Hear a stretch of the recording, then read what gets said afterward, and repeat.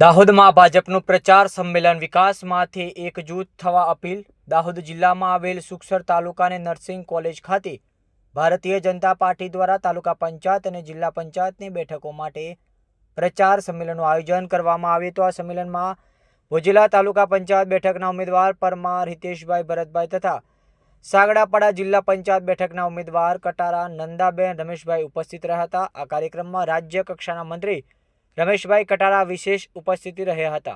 તેમના માર્ગદર્શન હેઠળ કાર્યકરોએ મતદાતાઓને સંબોધતા તેમણે સરકાર દ્વારા અમલમાં મુકાતી વિવિધ જનકલ્યાણકારી યોજનાઓ વિશે વિગતવાર માહિતી આપી હતી।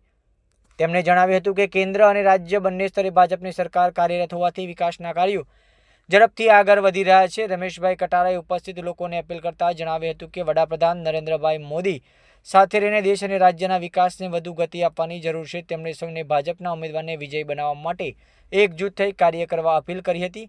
આ પ્રચાર સંમેલનમાં મોટી સંખ્યામાં કાર્યકરો અને સ્થાનિક લોકો ઉપસ્થિત રહ્યા હતા અને કાર્યક્રમ સફળતાપૂર્વક પૂર્ણ થયો હતો। Editor and chief Pankaj Ninama, Dahod.